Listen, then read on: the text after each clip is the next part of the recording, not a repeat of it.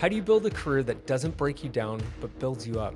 Mark Paulsen, founder of Wilderness Athlete, has spent 35 years developing practical strategies for strength, mobility, and recovery. Whether you're going up against a superior opponent, inferior opponent, anything in between, you got to figure out what your strengths are. And the workforce readiness is the same. But this isn't just about performance, it's about longevity. Industrial people live in a world of physical stress that most people have no idea about. You need to have a vision for how you want to end your career. Discover why frontline workers deserve the same attention to performance as professional athletes, maybe more. This is the WorkReady Podcast.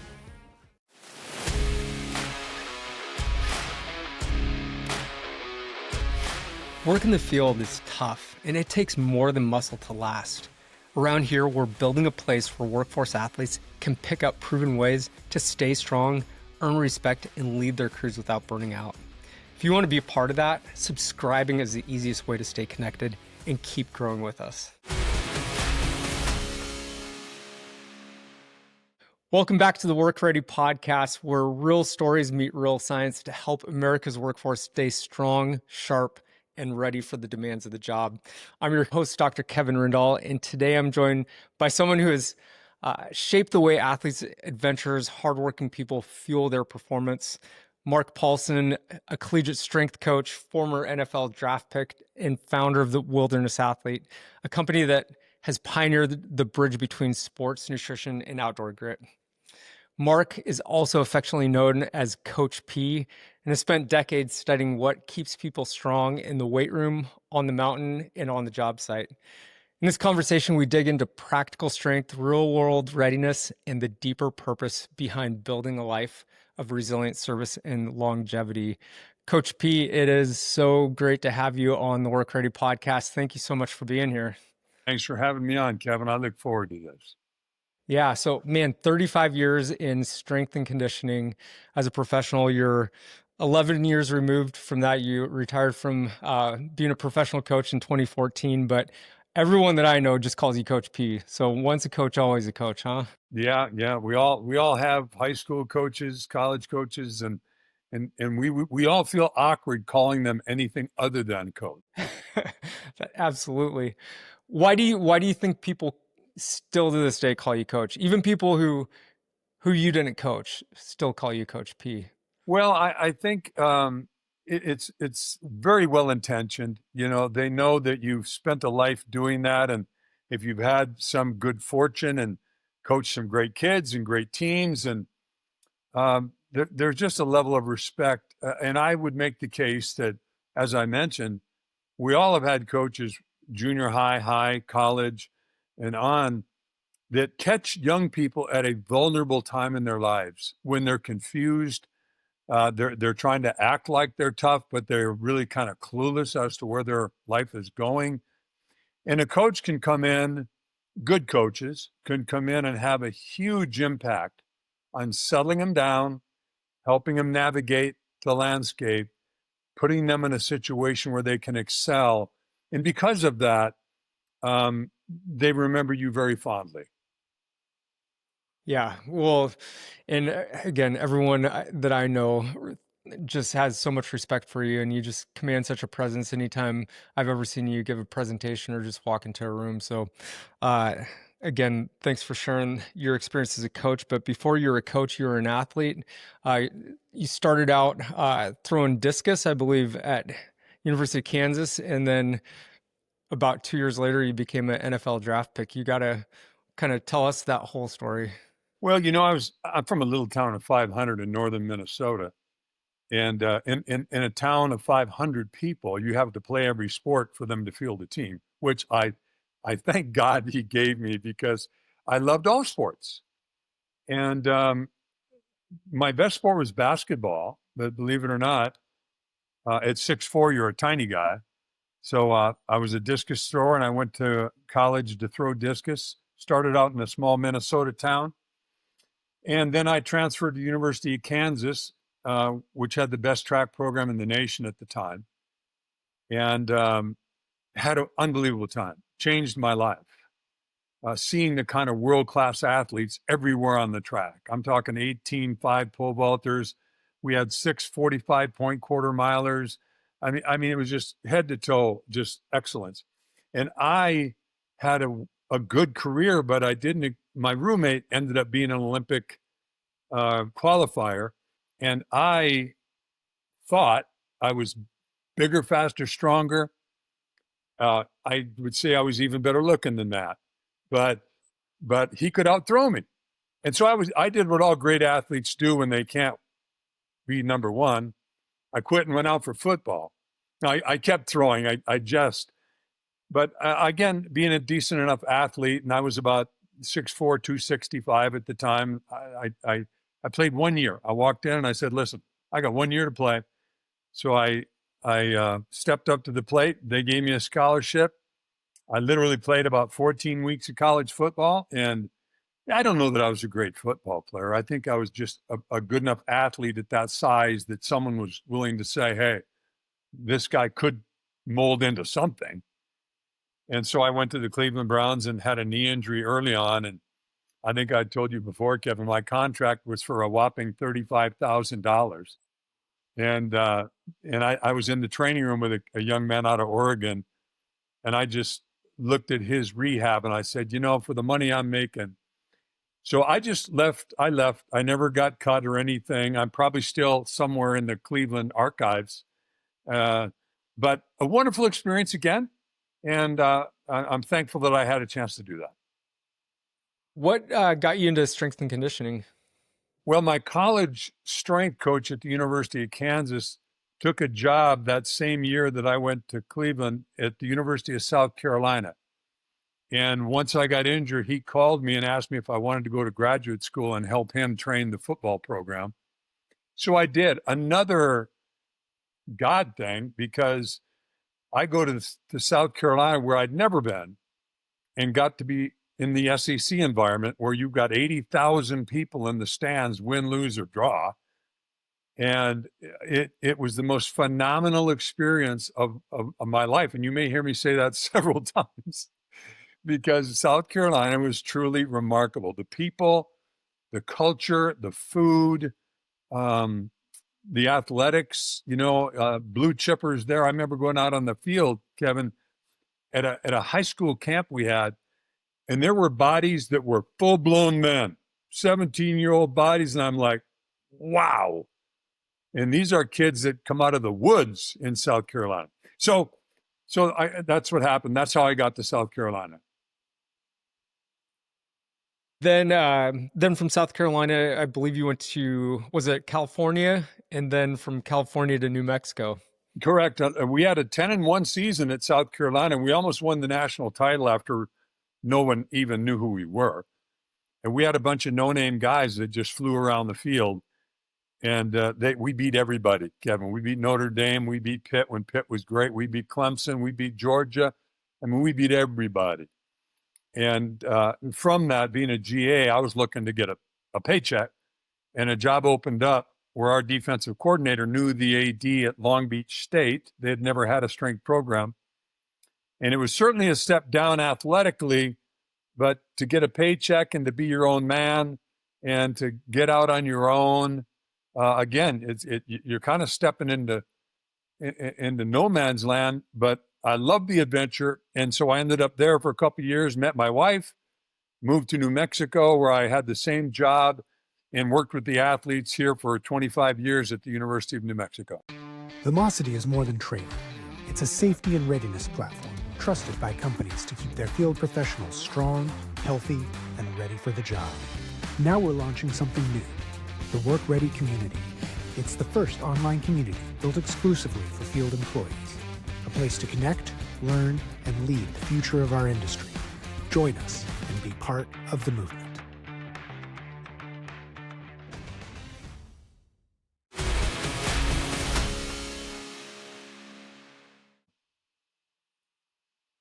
Along the way, you became pretty fascinated by the impact of hydration and fueling on performance. And probably in the earlier days of your strength and conditioning career, there wasn't much on the market when it came to hydration products, even like energy bars, fueling products. Can you shape us or tell us a little bit more about what the landscape looked like at that time and how that played into you co-founding Wilderness Athlete? Well, you're right. I mean, there was nothing other than Gatorade, and we thought that was big science because they told us it was. They showed a guy on a treadmill running with a mask doing max VO2 testing, and all of a sudden, we all believe market it. And it's not that it's a bad product. But I did my graduate work in nutrition at South Carolina, and along the way, I was asked to sit on a few boards in my career, and I got to know some of the top performance nutritionists, formulators, biochemists in the world, including Nikolai Volkov from the Soviet Union. And so that was a wonderful time of my life, and I was honored to know these people. And about the same time, I went on my first archery elk hunt in New Mexico, which I'd never done. I grew up hunting in Minnesota for whitetail, but I got into some elk, and the experience was so physically draining, nauseating, debilitating. Everything about it makes you ask yourself, why would you want to do that? But it became apparent to me that outdoorsmen, and I would say industrial people, live in a world of physical stress that most people have no idea about.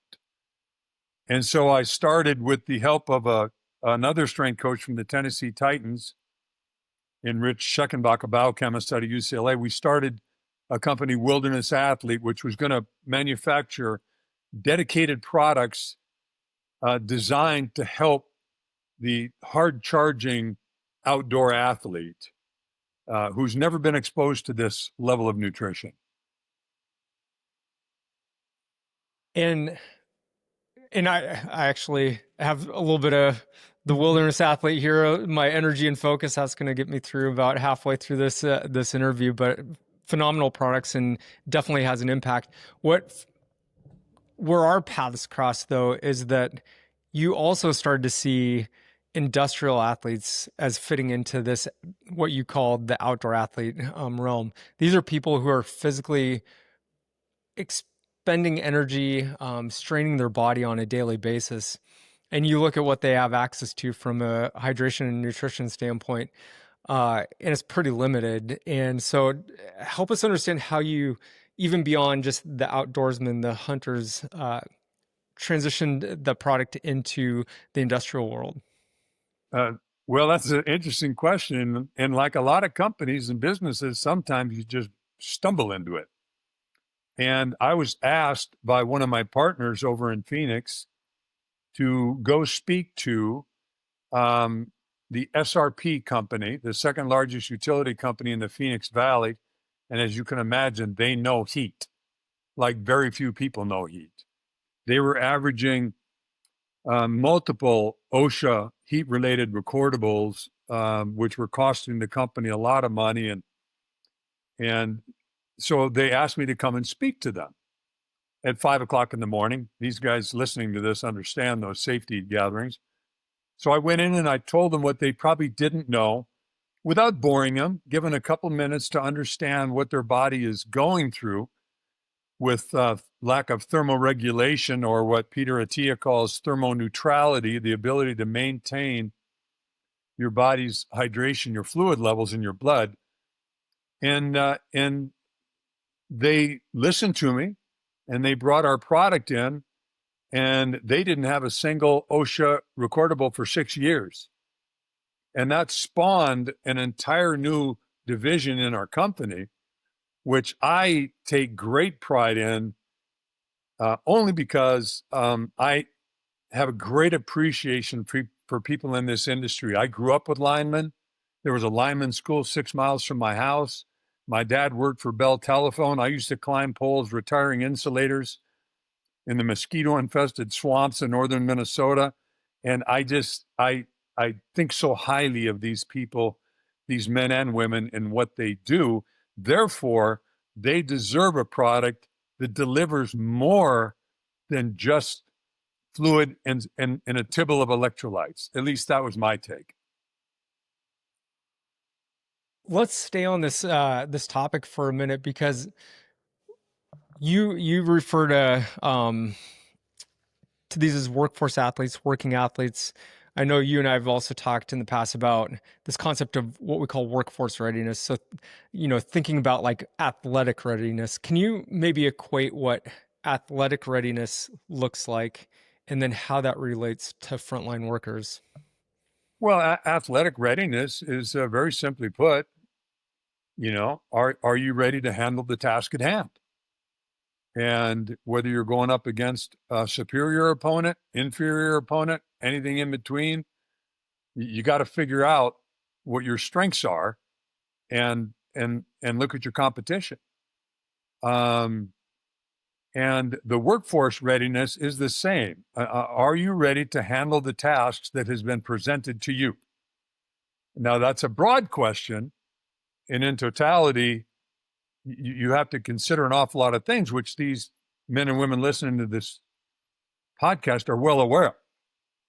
I know there's that saying, that which you pay attention to improves. Well, these folks in this industry have an awful lot to pay attention to. There's so many moving parts, and the climate that you're in at the time, whether it's freezing cold, ice storms, blazing heat, 110 degrees, they got to take all that on at one time.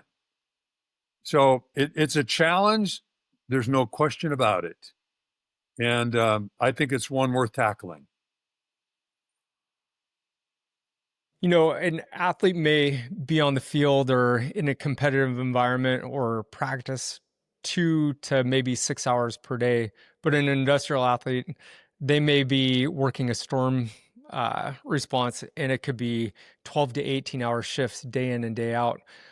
Why is it important for there to be maybe a shift in the mindset from a leadership standpoint, or even individuals, in terms of seeing themselves and seeing these men and women as industrial athletes, and then focusing on providing resources to support them like athletes? I love that question. I am of the opinion, and I think it's coming more and more to the forefront with the medical community because of the problem in our country with health, is that every single human being should treat themselves with an athletic mindset. So let me ask this group listening to us right now. Are you of the opinion that baseball players work harder than you do? Are you telling me Tiger Woods goes through more stress than you guys do? And I could go on and on. The obvious question is not a chance. And without beating up on my own profession, athletes from junior high to professional have trainers 100 yards away. They've got buckets full of fluid. They've got x-ray machines inside the doors. They've got medical people on the sidelines. They've got all of these resources, and they're far less dangerous than what's going on in this industry we're talking to. And they have none of those resources. So you have to pay attention, and you have to ask yourself the question, okay, at least this is me and my own ego. If it's good enough for those guys who couldn't carry my water, then I probably should pay attention to this. And that's, again, I love the fact that there's more attention being paid now to taking care of any industrial worker. Oil and gas, utilities, mining, we deal a lot with mine. I mean, my hat's just off to everybody who makes this country run, Kevin. So I hope I answered your question. You did. And the whole purpose behind strength and conditioning and having a strength and conditioning coach is to further build that athletic readiness. It's also to help build resilience into the athlete. And when I think about resilience, I think about it almost like their ability to handle more stress, more load with less impact on their body. But what you're also doing is you're training the body to be able to break down, because you're when we lift weights or we exercise, there is a little bit of breakdown that happens, so we can build back up even stronger. And so if we do get injured, we can bounce back even faster from that injury. And you look at the amazing healing rate of world-class athletes. I mean, they have an injury and sustain like a tremendous amount of force. Look at any NFL running back, and they can just get up and do it week after week after week and stay strong. If I were to take the ball and try one play in an NFL game, I mean, there would be a serious injury and fatality that might happen in that situation. So why is strength and conditioning so important for industrial athletes to consider? And is their work, which is physically demanding, is that enough to keep them strong, healthy, and having longevity in their career? Well, I would answer that question. Yes, what they do in the field, yes and no. Let me put it that way. These guys and gals know if you've had a brutally hard day, you've done enough. Now you got to recover with nutrition and you've got to sleep. But, and I'm guessing that there are people on this call that are ranged from age in their early 20s to probably their late 50s. And that's a different challenge, because when you're a young whippersnapper, you got a lot of juice in the tank that starts to drop off. It starts to diminish. But you have to, in the words of Stephen Covey, in his book, 7 Habits of Highly Effective People, you got to take time to sharpen the saw. And your body is your weapon. And you have to take time to sharpen the saw. Now, by virtue of listening to this podcast, I can only imagine that people are interested, or they would turn it off and listen to the radio and listen to music. So if you have a day at work that is not as physically challenging and you want to lead a life where you can come out the back end retired with all your physical faculties in place and therefore live a good life, whether you like to golf or fish or backpack or take your wife to Rome or whatever it is, you don't do that unless you're healthy. And so I say that because you have to have a goal in mind. And my definition for passion was always a picture of the future that produces passion, or in other words, vision. Definition of vision is a picture of the future that produces passion. So how does that relate? In the athletic world, you got to get up every day and train. You got to train, you got to watch film, you got to do all these things. It's brutal, but you only do it for a few years. As it relates to this group of people, you need to have a vision for how you want to end your career. And I've tried to stay fit by taking it in 10-year increments. I mean, how do you swallow 40 years and try to project? But if I say to a 30-year-old, your job is to get to 40 as healthy as you possibly can. And to a 40-year-old, I'd push that to 50. You see what I'm doing. And those years come and go so doggone quickly, you won't believe it. I mean, I'm 66 and I was 26 yesterday. So you have to have a goal like that. And then, of course, it's kind of a three-legged stool. You've got exercise, whatever you choose to do. And I don't get too far into the weeds on what you choose to do. Just do something. Then you have nutrition.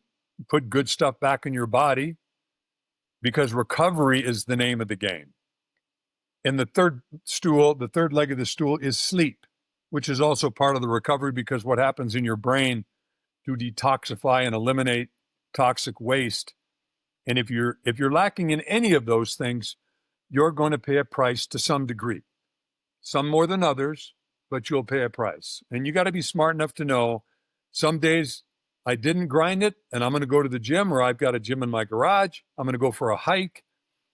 Nutritionally, nobody wants to hear from a nutritional Nazi. So do your very best to put good lean protein in your body. Stay hydrated, as we all know. Eat healthy fats, stay away from seed oils, and then get your sleep.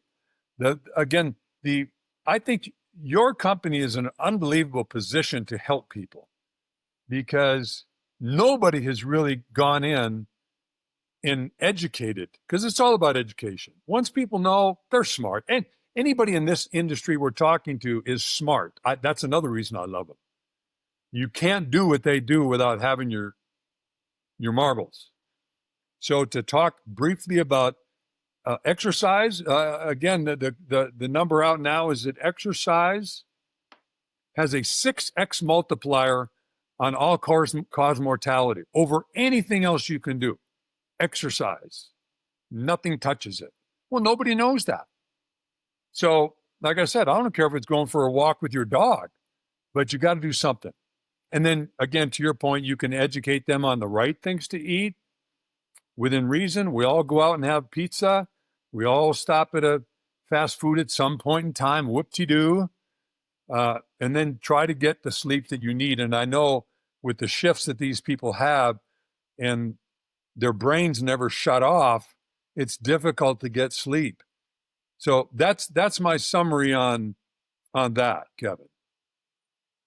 That is a great summary. I think if you can stick to those recommendations, it does make a dramatic difference.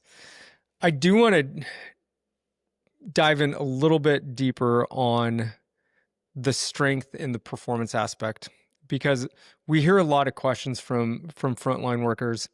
And I'm in total agreement with you. Like, people just need to move. I mean, the research is clear. If you move, if you do yard work, if you work physically, all those things are benefiting you.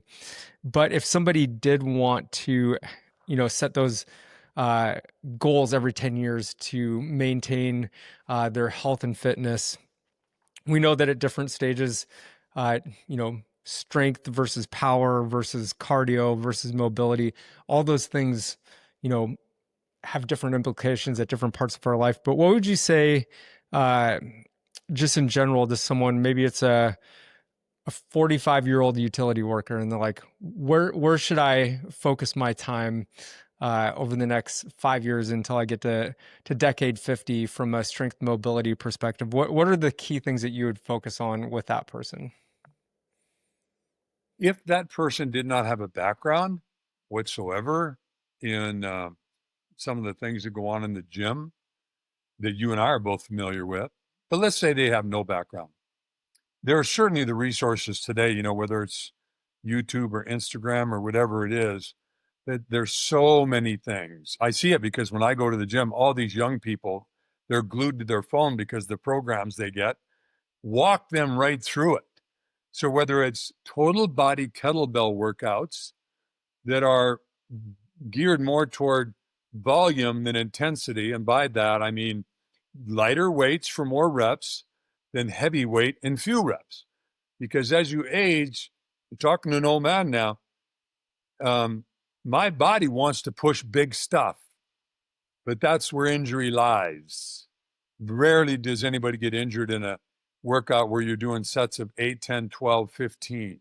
But you start doing singles, doubles, and triples, pushing the envelope, that's where young athletes live.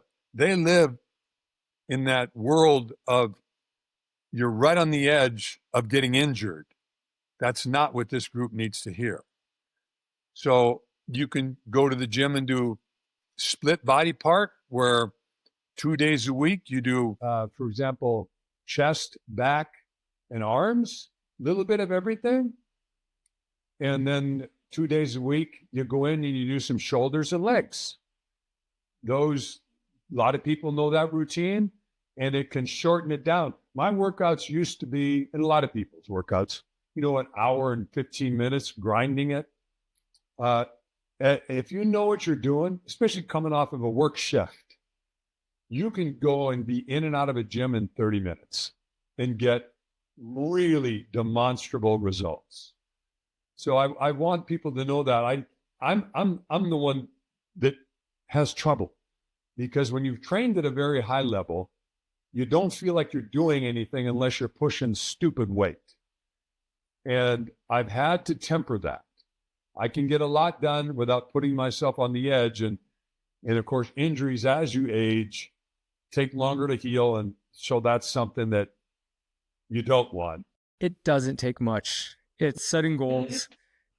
30 minutes if you're focused can make a world of difference in terms of building that endurance, building the strength, building, where you want to be, towards the end of your career, so that you can do the things that you care about. Yeah, I would like to mention this. You jogged my memory there. Back in 1988, there was a young man at the University of New Mexico named Gary Kinder. He was the number one decathlete in the United States going to the Seoul Olympics.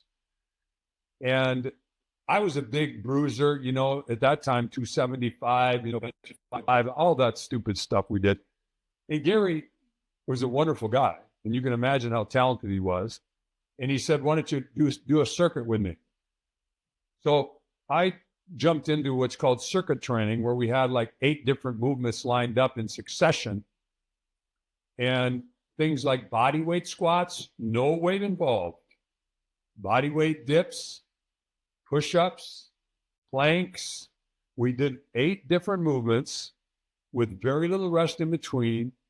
I thought I was going to die because I was affectionately a meathead, a big muscle guy.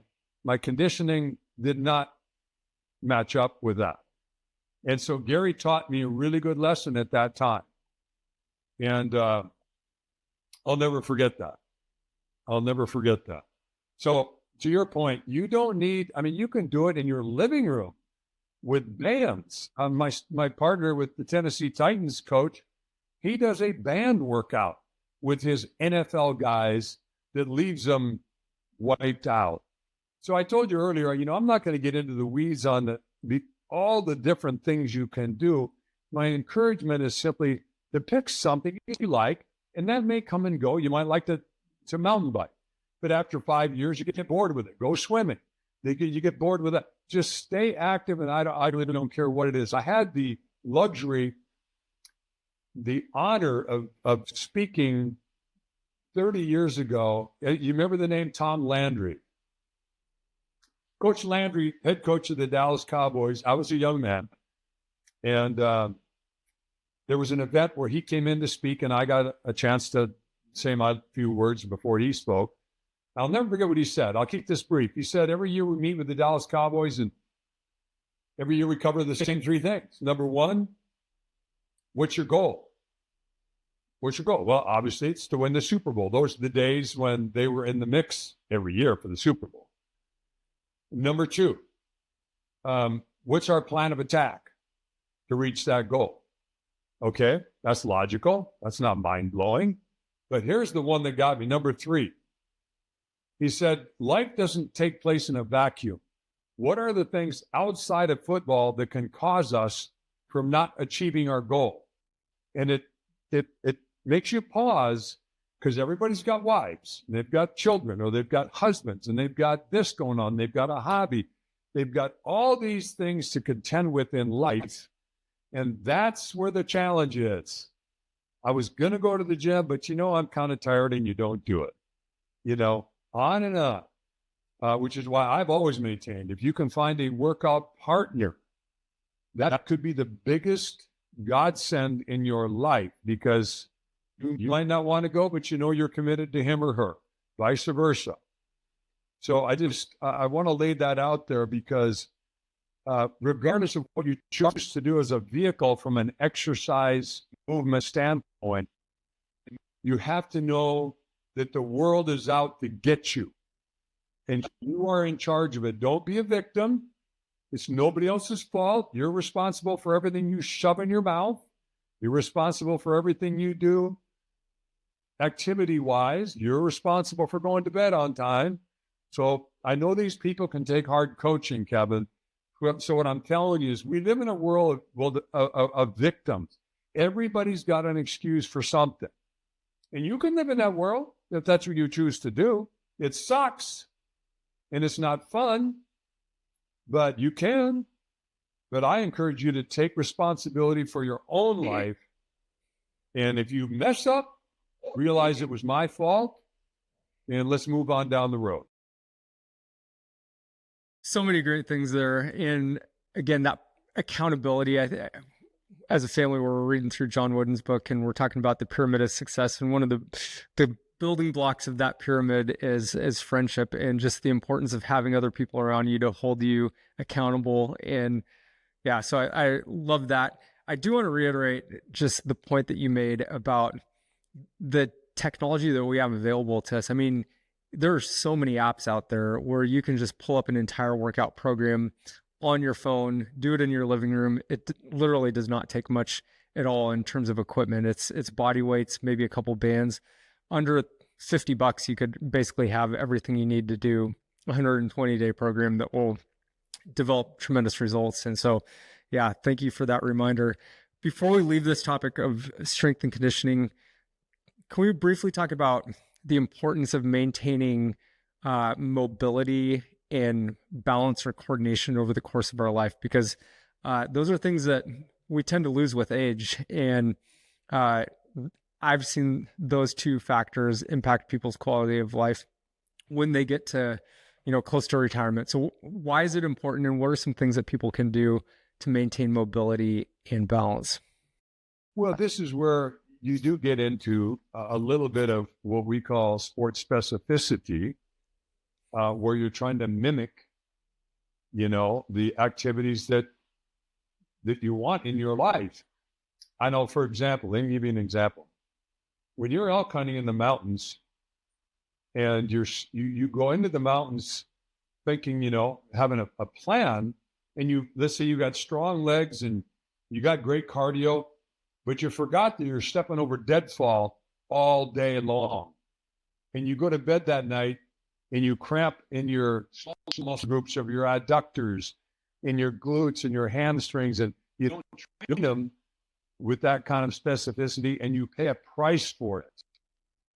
And so what we're talking about here, folks, is try to mimic some of the things that you're going to experience. Now, I have a trail that I walk every day. I could choose to walk up the Tar Mountain, steep, or there's a cut-through trail that's rocky and requires uneven surfaces and balance and stability. And I love that because I know those things are coming. They're not a hindrance to me right now, but they will tell you that when people get over 65, and I am over 65, but people tend to start falling in their 70s due to lack of balance, instability, lack of strength in their again, the small muscle groups of the legs. And once you fall and break something, the data is scary as to how that will affect you the rest of your life. And so you don't want that to happen. So whenever you're incorporating a exercise routine like we were just describing, whatever it is, incorporate some movements that allow the smaller muscle groups of the body, the stabilizing muscles of the, and you can pull it up on Instagram or YouTube or anything like that, and you're all smart. There's a lot of things you can do to maintain balance. And rather than me just throw up all over this podcast, just pull them up and look for a balance routine, and you will get 40 of them sent to your phone in the next 15 seconds. But I think that's a really good point you make, Kevin. I'm big on maintaining a strong frame, big time frame. And I worked with a coach who was a track coach, a world-class athlete himself. He called it the mule versus the thoroughbred theory. And when you have athletes or people that are mules, I mean, they're not world-class. You have to treat them like a mule. You have to do the basic movements, squats, chest movements, strong shoulder movements, some pulling motion, but you treat them like a mule. You don't get into the fine tuning. The mule versus the thoroughbred. Now, the thoroughbred are the people who have to do some fine tuning. They have to do ankle flips. They have to do just a foam rolling. They do ball work. They do ball tosses. They do all these things because they're past the point of just working on their framework. Why would I mention that? Because you need a little bit of both. You don't get so far into the framework that you forget the small muscles, the thoroughbred muscles, the things that are going to keep you on. If you get sidelined, it's probably going to be because you tear a small muscle in your calf or your adductors or your glutes, or that's generally what sidelines you. So I hope that made sense. And again, for the sake of time, you're going to get beat to death if you go online and just try to pick up good balanced movements. But pick out what you like. See, I'm a guy that's not real flexible. I'm an ex-shot putter, football player. I don't like to stretch. And my problem is I start to look at stretching and I pull up 15 stretches, Kevin. No, I'm not smart enough to pick out 3. Coach Pete, hey, 3 that you will do every day. See, I can handle that. But what people do is they get overwhelmed. So I would encourage you to pick out a couple, and as you master those, open the box and find another one. Don't try the other way around where you're going to do 12 mobility movements. And to that point, again, just pull up YouTube mobility exercises. You'll get all you want. But don't overdo it because it will wear you out if you're not ready for it. So take that for what it's worth. No, absolutely. And overdoing it does not lead to long-term habits. And I always tell people that if you do 2 or 3 things on a consistent basis, it's way more impactful than, as you said, doing 15 things for 3 weeks, and then your body can never make that adaptation so that it actually can take advantage of those inputs. Let's shift to nutrition, hydration, and recovery. You've already talked a little bit about this. You gave us some really good pointers right out of the gate with the importance of protein, importance of avoiding seed oils, processed foods. But can you maybe expand a little bit more on the nutrition aspect and for frontline workers, what they should be thinking about? Because the reality is, I mean, a lot of the people who are listening to this, they work in remote locations where access to good food is not always there, especially over the course of the day. And so you really have to plan ahead in order to have good options. So what are some key things that people could keep in mind as it comes to nutrition, like almost like grounding principles, so that when they're making decisions, they're like, okay, if I do these 3 things, kind of like what we were just talking about with exercise, if I just focus on these 3 fundamentals, that's going to get me like 90% of the way there. Well, it takes me back to what we just talked about a little bit with Coach Landry, and this is one of the variables that you have to take into account. Nobody's out there nursing you. Nobody's going to watch what you eat at home. Nobody's going to prepare you and run you out some food on the work site. So you have to plan, and especially I want to emphasize, plan for the unexpected. That's what's going to get you. Don't plan for the expected. Have some extra stuff available to you, because most accidents are going to occur because of things you didn't expect. So when I talk about nutrition, the one thing that's really coming to the forefront as people age is we do not consume enough protein in our diets. And if you skip breakfast and do what so many people do, they run by 7-Eleven and grab a coffee and a deep fried chimichanga or a donut and go to work. That's not unheard of. That happens all the time. Probably 50% of the people are they're in a rush and off they go and they don't have time. Well, could they prepare something the night before to grab? Yes, they could have. Okay, so let's think about that. Know what you're going to put in your body first thing. Which, before I forget, we talk a lot about hydration. If I could give anybody a hack, it would be start your day every single day with a large glass of water. Get out of your bed, go to your vanity, use the bathroom, and then pound 16 ounces of water. You just now put yourself in the upper half of probably not having an issue. Didn't cost you a penny. So hydration is big, but from a protein standpoint, they're looking now at how we need more, like, to keep it in simplest terms, so I don't have to go into the kilogram translation, about 1 gram per pound of body weight, optimal body weight. If I weigh 250 and I want to weigh 220, then I should try to get in 220 grams of protein, high quality protein. Now, that's a lot. I don't have the appetite I used to have. When I was a young man, could have done that all day long. But it's a challenge, and it's your challenge. So whether you're going to eat multiple eggs and something on the side, a shake on the side, or you're going to get some lean ground beef, whatever it is, you can do the math yourself. But we have to start paying attention, because the beauty of excess protein, I shouldn't say excess, adequate protein, is that it also has a thermogenic effect, and that it helps burn fat. It helps burn excess tissues. It's not always calories in, calories out. You eat bad stuff, that's a bad formula to live by. So protein serves multiple functions in avoiding what we call sarcopenia, which is a version of osteopenia for bone. Sarcopenia is muscle. You want to maintain, in fact, I use a phrase, listen to this, you want to gain or retain muscle as you age.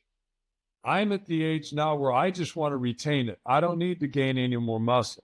Then they're done now. But I don't want my muscle to slip away, because that is the mobility that we're talking about. If you don't have muscle, you're not moving. If you don't have muscle, you're falling. You can't catch yourself. So all that is to say, pay attention. And some days you'll get 60 grams of protein in. Now, it's not the end of the world. But do your best to get in on your plate. They used to have protein be about a quarter of your plate. Now they want it to be about a half of your plate, with 15% being maybe fruits and vegetables and complex carbohydrates, and the other 15 healthy fats. Because healthy fats now, because of the research too that we certainly didn't know, that healthy fats, and what do I mean by that? Olive oil, butter, good, healthy, grass-fed butters, avocado oils, things like that, clarified butter, some saturated fats in the meats that we eat. Those are all wonderful for long-term health. I eat more fat now than I ever ate in my life, and my blood panel is stellar. Absolutely stellar. And, of course, they're going to tell me I'm supposed to eat 10 servings of grains a day. And that went out with the dodo bird, but the medical community has not caught up to that yet. And don't expect them to soon. So I beat that to death with protein, but I hope I made my point. And like I told you on exercise, I don't care if you eat, a tin of tuna fish has 40 grams in it. I don't care if you eat tuna fish or lean beef, or you like pork, or whatever you like. Just get your protein in and your healthy fats. Carbohydrates tend to take care of themselves. When it comes to hydration, this is, again, a passion of mine, and I know one of the reasons I'm visiting with you now is most people walk around dehydrated, and it causes problems. Let me give you a brief explanation. I had a doctor tell me one time that most heart attacks occur in the morning. Why? Because at night you urinate, perspiration, defecation, and your body is a thermogenic engine, and you're burning fluids all night long. Most of you, all of you, will lose between 1 and 3 pounds every night when you wake up, if you weigh yourself. And what that does is it causes a condition in your body called sludge blood. And that sludge blood thickens. It's like oil viscosity in your vehicle. When it gets thick and full of particulates, it bogs the engine down. Your body's the same. You have capillary beds and vessels that blood needs to flow freely. Not only is it delivering nutrients to your brain, it's delivering oxygen. And when you get dehydrated, you get foggy and you get fuzzy, and the odds of an accident go way up. And so you have to keep the body fully hydrated. Water is primarily the answer to that. But you need a couple servings, 2 to 3 servings of electrolytes throughout the day to satisfy the body's requirement. Your electrical system has to function. And I remember, and you guys can relate to this, and gals, I baled hay, and at the end of the day, we didn't have electrolytes. We just baled hay and drank water. And at the end of the day, with dealing with the twine, your hands, your fingers would snap back into your palms because your electrical system wasn't working.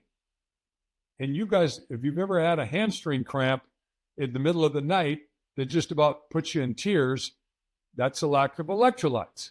So yes, water is the primary resource that you need to put in your body, but you need multiple servings of electrolytes periodically throughout the day to satisfy your hydrational needs. And again, to drive home the point, when you keep your blood fluid, thermoregulation, thermoneutrality, you deliver oxygen and nutrients where it needs to go. And that is probably, we have a phrase, a very simple phrase, keep up. Nobody wants to get lectured to, but it's your job. And it's almost like having a good partner. Your partner will notice when you start garbling words, or you say something incoherent, or you made a move that's not like you. You need to be a teammate. Watch each other. What's going on up on the pole?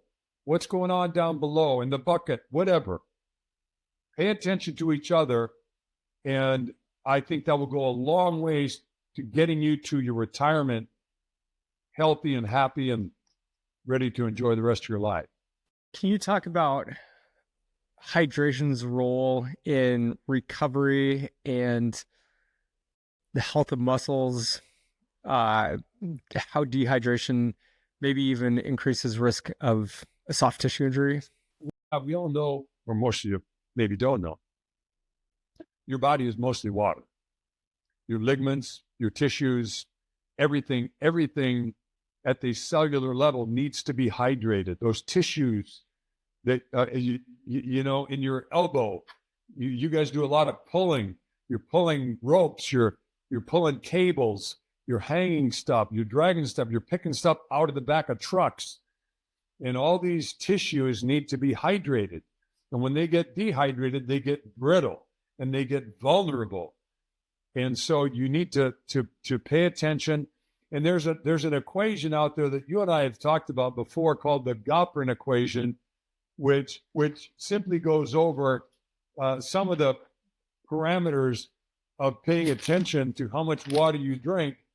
But without going into detail, you basically should drink about 8 ounces of fluid every 15 minutes.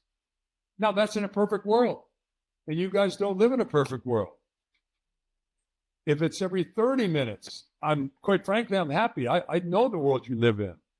But you try your very best not to go an hour without replenishing your fluids, thereby keeping your blood fluid and viscous and moving throughout your system, and not compromising your cognitive skills. Because most accidents are not going to be due to a physical failure, even though we're talking about that. They're due to cognitive failure. Most accidents happen in a fraction of a second. And that's what you have to really pay attention to. So I would have never guessed that hydration was as important as it is, but I'm around a lot of people now that take an emergency ride to the hospital because they tip over, and all it was, I mean, I see this every week. Somebody isn't paying attention to hydration.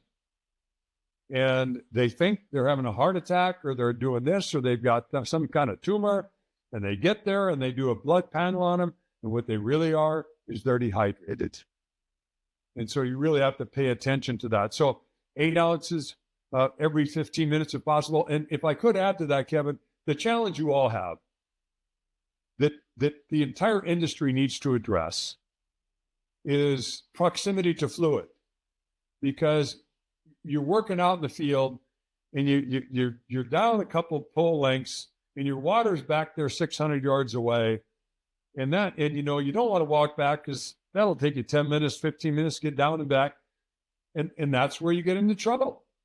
So you have to take responsibility of having water in relatively close proximity for you to get to it. And if you start to feel like you're in trouble, that's when you have to use the Gatorade philosophy, even though I don't care for the product. But they came up with an understanding that by incorporating some carbohydrates, sugars in water with sodium, potassium, electrolytes, your body will absorb it faster. It's called fast gastric emptying. When you drink it, it gets into your small intestine quickly. So if you are in trouble, you need to incorporate electrolytes right now. Water gets into your system through osmosis. It drips in. Almost no water gets through the stomach wall. It has to enter the small intestine first. But if you drink electrolytes, that gets pulled into your small intestine much faster. It gets pulled into your system to help rehydrate your blood, rehydrate your tissues. And along with that, then you want to find, obviously, a cool place, get in the shade, get cooled off. But I get excited about that because most people think water is the answer, and it is the foundation for sure. But if you're in trouble, you need some more than just water. You need the electrolyte solution. And I would add to that, things have changed now. See, the thing that we do that I don't think anybody else does is we put in some vitamin C, branched chain amino acids, things that really help people wake up and go, what the heck was that stuff? Because the platform is there. If people are going to drink an electrolyte drink, why not expand on that thought process and put in some other goodies that help, like glutathione, that help remove toxic waste from the body? I sound like a salesman right now. I apologize. But I just think it's really cool to come up with a product that is really a forced multiplier. It does more than one thing. It does multiple things. Glutamine, which helps with, glutamine is an amino acid that crosses your blood-brain barrier in your head, helps you think more clearly. So I'll stop with the lecture there, but there's things that we put in, and there's some other companies that I think are fine, but you need more than water is what I'm trying to say. No, that was a great answer. And that's one of the reasons why I love what you've done and what you've formulated, is because all those additional branched chain amino acids and the profile, it's meant for performance. And, oftentimes I hear people say, I get enough salt from my food, but if you've ever worked outside in the heat, if you've ever exercised in the heat, I do Ironman triathlons. I mean, you watch people out there running 26 miles after biking 112, and they've just got these salt stains on their jerseys. It's like, we go through a lot of salt in these electrolytes when we're exercising. And even if you're up in a bucket, like you're saying. Well, and again, you know this yourself. You just kind of alluded to it. Everybody's physiology is different. You got people that require a lot of salt, heavy sweaters. Some people sweat very little. Different body. You got different environments. Like I said, everything from high humidity, low humidity, 115 degree heat, wintertime. You got all these stressors. And that's really what we're talking about, is your body is going through a war every day in certain conditions. And the question I have for you is, are you up for the war? Because it's coming. And if I'm in trouble, I spend the night on the mountain, I better have the ability to build a fire. I better have the ability to not get wet in a rainstorm with hypothermia. If I'm not prepared, it's a really good way to die. So you all need to, without me getting a coronary here, having a stroke, you've got to take responsibility for yourself and just be prepared is what I'm saying. So the other thing I would mention, if I could, Kevin, is that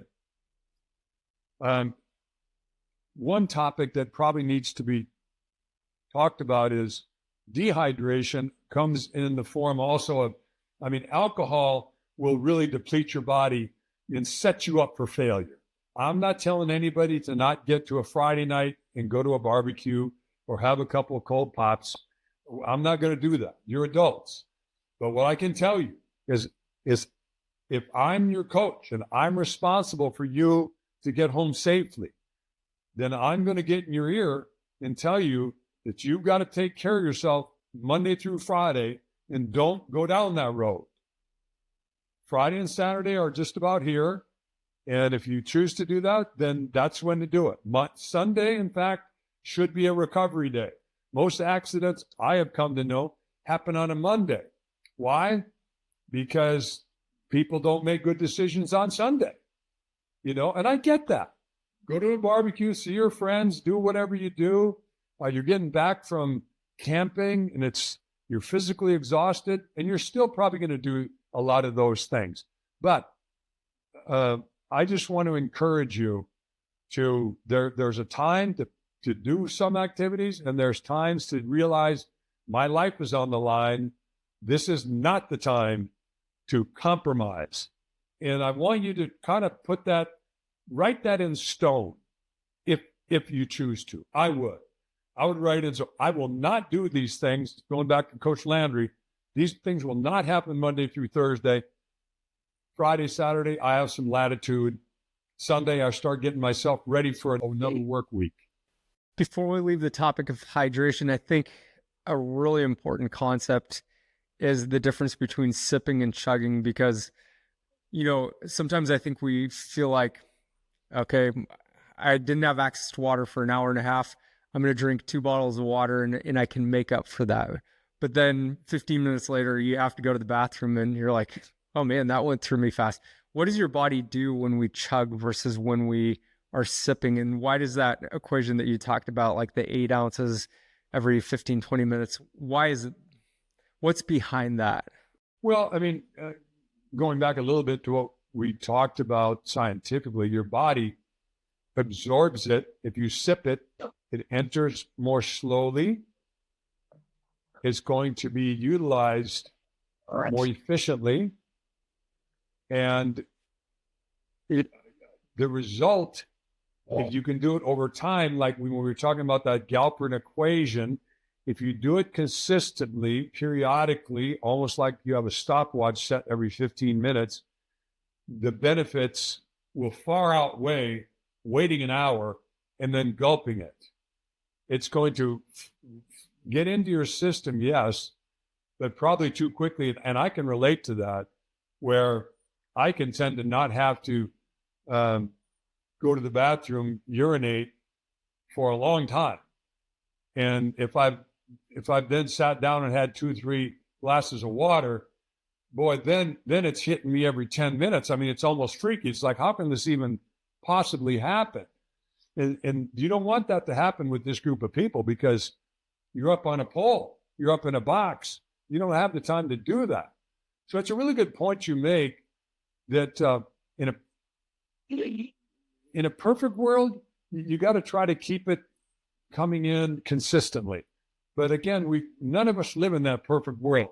So if you're dehydrated and you know you're dehydrated and you have to get a bunch of water in and get back up in the bucket, well, Gatorade, one of their phrases that started the company was called thirst mechanism. And they understand that the body has a thirst mechanism that basically tells you when to drink water. The second phrase was taste acceptance. By adding some flavor to the water, people tend to drink more. So that's a real positive. If that's you in the morning, you don't want to drink 16, 20 ounces in the morning because you don't like the taste of water, then add your electrolyte drink in the morning. I don't care, but you have to know your situation, what you will and won't do. And if you're fine pounding water, do that. But to your point again, if at all possible, let that, sip it over time, which is why, I mean, if I had my way, which is probably not reasonable, but everybody should have a Camel pack. And, you got the little water right here and you can just sip it, and it's not even an issue. Water is always there.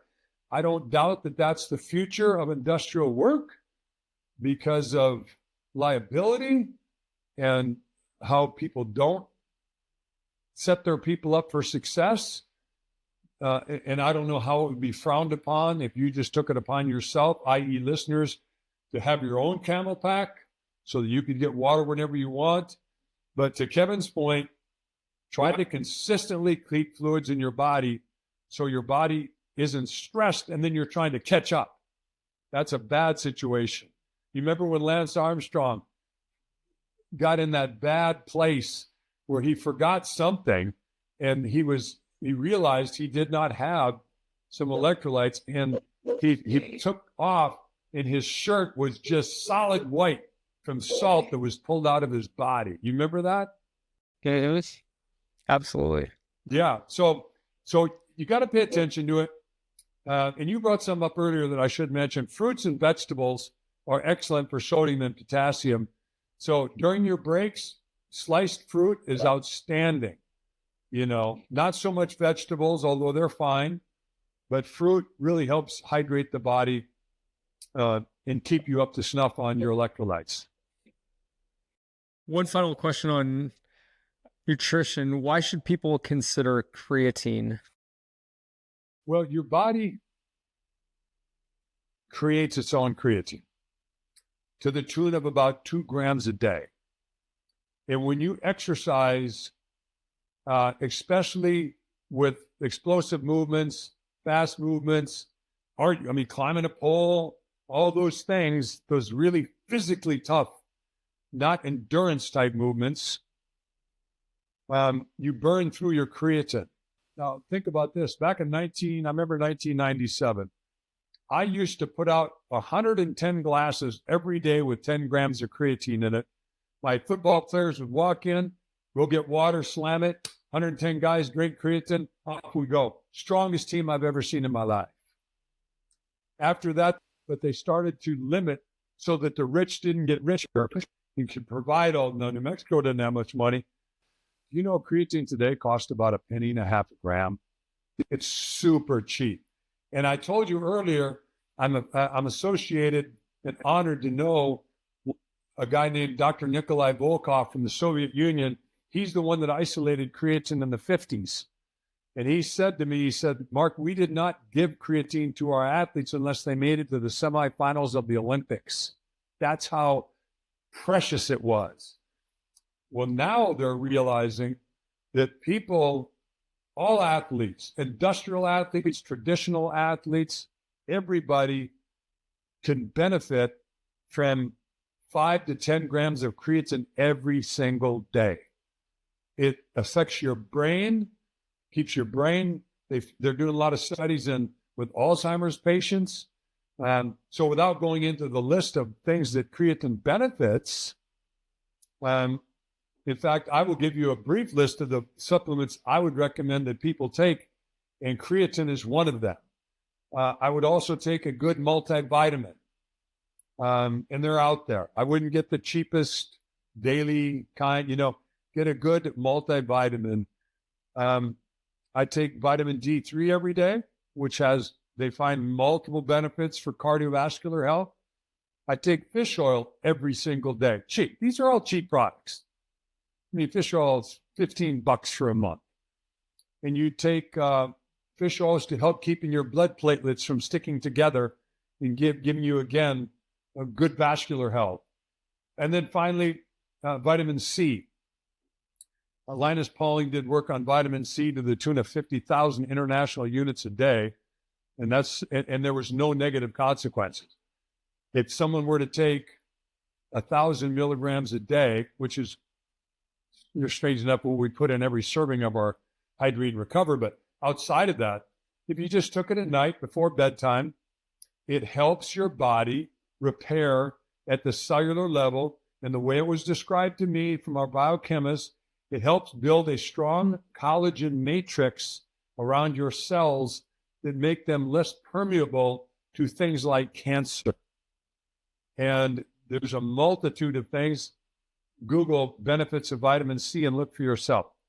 So the things I gave you are all cheap. It can really help bolster your immune system for the long haul. And again, my goal as your coach is I've got to get you to the finish line. I've got to get you to retirement in one piece. So listen to me, if you would. You're an adult, do what you want, but that's what I'm going to recommend. Great recommendations, Coach P. Every single one of those supplements you mentioned are part of my daily regimen. Magnesium and zinc for myself has made a big impact as well. And so those are two that I add. Well, Coach P, you've spoken so much about legacy and beginning with the end in mind and thinking about the bigger picture. And, everything we've talked about takes a little bit of effort, and there has to be a bigger why behind that, to be willing to have the discipline to take that extra effort, to invest in yourself, invest in your wellness, your performance, your longevity, your legacy. What makes you tick? What is your purpose, Coach P? Well, what I really love, and I'm a very fortunate man. I mean, all of us go through ups and downs. Life is going to beat you up. It just is. And you have to have the strength of character to match those forces that are going to come up against you. Yeah. Where are you going to draw that from? I was a poor student because I got so involved in athletics that I let it slide. And once I got to graduate school and I was forced to read, I became quite an avid reader. And I love to read to keep my brain strong. And I think that's part of it too, is you have to be able to, let me back up. Dr. General Schwarzkopf, Norman Schwarzkopf, remember him from Desert Storm? Norman, he said this. He said, a man who cannot motivate himself is destined to a life of mediocrity, regardless of the skills and talents he's been given. It's not my job to motivate everybody on this call. It wasn't my job to motivate the athletes. Inspire them? Different word. Yes, I can inspire them. And that's what I love to do. That makes me tick. And a lot of the stuff that I give to people, I use on myself because I got problems like everybody else. I've got 4 kids, 8 grandkids, things coming at you all the time. Somebody's always sick. Somebody's always injured. You live life half scared, and you have to have something to draw from. But I would make the case that your attitude toward all these things is almost paramount. There's one thing more paramount, and that's your spiritual life. But your attitudinal life is huge. And I know that, I remember the Harbaugh boys, they're both NFL coaches. They had a father. Now, they were blessed, but they were blessed because they had a dad who instilled in that family an attitude, and they had a phrase, to attack every day with an enthusiasm unknown to mankind. And they would do a team break as children, and their dad would say, who's got it better than us? And they would respond, nobody. Nobody. You live in the greatest country in the world. We tend to look at the things we don't have rather than the things we do have. But to live a life of positive enthusiasm goes a long, long way. And then comes your spiritual life, which not everybody exercises their spiritual life. I didn't until I was 28, and I'd experienced all these wonderful things in my life, and my jaw was in the dirt. And the reason being is I really had no firm foundation to draw from. And I know I have a friend in this industry, Mark Groves, who I talk to him often. He's a very, very good friend of mine. We like to hunt. But in regards to this industry, because he leads the Northwest Linemen's College, he said this. He said, a man who keeps his body ready, his mind clear, and his spirit strong doesn't just protect himself, he keeps everyone alive. A man or woman of weak character is not dependable. Their poor habits lead to rot. Often anger takes over, judgment slips, and the whole crew feels it, and somebody will pay for it. So now that's a powerful, that really should be on a plaque somewhere. I could use that because somebody's going to pay for it. Probably the person listening, but often it can be somebody else. In football, a guy misses a block, the running back gets his knee blown out. That's just how it works. But the spiritual part of my life that has driven me is my own reading. I didn't have much direction in my life spiritually as a young man, and until I was asked to go to a church in Southern California, believe it or not, on the beach, where a bunch of the drugs of society hung out. But I heard a message I'd never heard before. And I went home and the guy simply said this. He said, I'm not going to preach to you. Do me a favor though, Mark. Go read the book of John. And then you come and talk to me. Or don't. And I did that. And I found out a whole bunch of stuff I'd never heard of in my life, which made me wonder, where has this been? How in the world can this information not be presented in the church that I was brought up in? Because it wasn't. So why do I say all of that without getting Billy Graham on you? It goes back to me telling you that you've got to be responsible for yourself. Don't expect anybody to spoon feed you into a strong spiritual life. That is up to you. And it may not hit you, but you're free. There was a phrase I heard one time. The beginning of wisdom starts with frequent and assiduous questioning. For by doubting we are led to inquiry, and inquiry leads to the truth.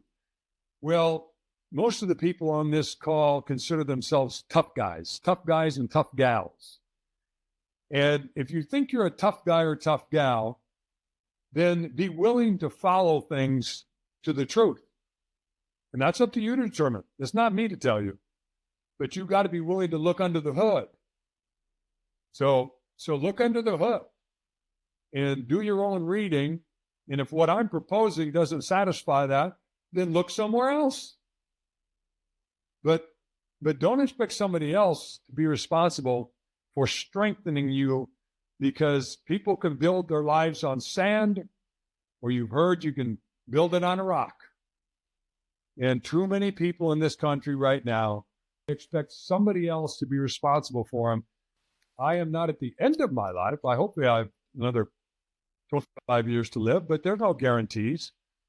But I'm very, very comfortable where I am, Kevin, and very thankful that I have the ability through people like you to serve people like those on the call right now. And I just want to encourage them in some capacity to look under the hood. So much there. Good.